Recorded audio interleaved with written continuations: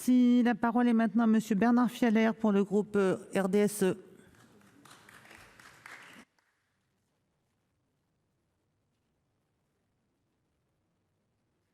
Madame la présidente.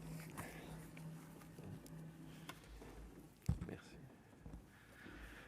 Madame la présidente, Madame la ministre, mes chers collègues, à quelques jours des 120 ans de la fameuse loi fondatrice du droit à la liberté d'association, c'est un honneur pour un radical de porter la voix du groupe RDSE.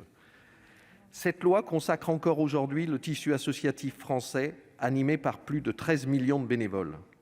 C'est une richesse exceptionnelle qui a encore prouvé sa force, sa vitalité et son utilité au cours de la crise sanitaire et économique que nous traversons. Le monde associatif est au cœur du quotidien de nos concitoyens, qu'ils soient bénévoles ou bénéficiaires, et a démontré son rôle d'amortisseur social. Nous savons tous ici combien ces 1 300 000 structures contribuent à l'équilibre de nos territoires en œuvrant largement à leur attractivité. Le besoin d'engagement que nous voyons chaque jour en est la preuve vivante. Bien souvent, elles jouent un rôle de cohésion ou d'assistance sociale, de médiation ou de production culturelle, ou encore de veille pour la protection de l'environnement. Ces missions primordiales doivent pouvoir se déployer le plus librement possible. Tous les bénévoles qui se dévouent généreusement méritent bien notre respect.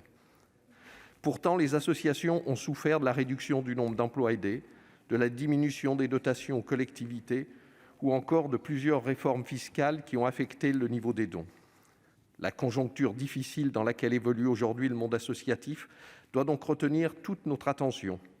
Cela paraît même crucial au regard de son utilité sociale et économique. Les pouvoirs publics doivent donc agir de façon à valoriser et à encourager le dévouement d'une grande partie de la société civile.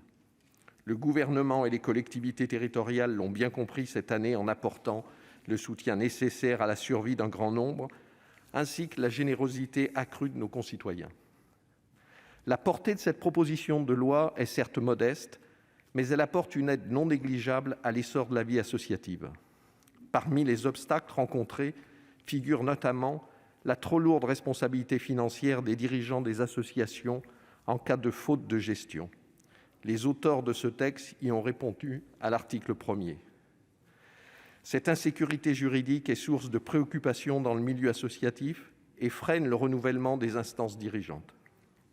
Alors, je ne parle pas là ici de la nécessaire vigilance à apporter aux activités lucratives qui, sous couvert d'associations de circonstances, ne rémunèrent que le seul promoteur ou les proches du responsable d'association. L'article 2, lui, permet la mise en place d'un module théorique et d'un support méthodologique destiné à aider les enseignants dans la présentation de la vie associative. Il est crucial de mieux sensibiliser les élèves de collège et de lycée dans le cadre de l'enseignement moral et civique, et ainsi les inciter à s'engager afin de former le vivier du milieu associatif et de citoyens de demain. C'est l'occasion également de relever l'esprit de coopération qui a animé nos deux assemblées parlementaires pour la construction de ce texte. Ainsi, le Sénat a relevé à 20 le nombre de salariés permettant à une association de bénéficier de l'offre de service Impact Emploi proposée par l'Urssaf et qui assouplit les formalités de gestion salariale.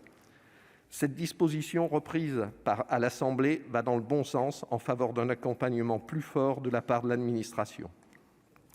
Pour toutes ces raisons, nous nous associons pleinement aux propositions contenues dans ce texte. Cependant, il faut aller au-delà, car sans le soutien de l'État et des collectivités territoriales, le secteur non lucratif, à qui de plus en plus de missions de services publics sont confiées, ne peut agir de manière efficace. Pour donner un nouveau souffle au bénévolat et au tissu associatif, peut-être serait-il temps de mieux les accompagner en supprimant les trop nombreux formulaires bureaucratiques et en valorisant davantage le service civique. Ce texte nous permet d'envoyer un signal fort aux associations et de reconnaître qu'elles constituent un vecteur essentiel de l'engagement citoyen et un moyen d'action à la portée de tous au sein de la société civile. Et puis, n'oublions pas que la vie associative permet aussi aux retraités de continuer à être des citoyens actifs. Leur disponibilité et leurs compétences sont une richesse.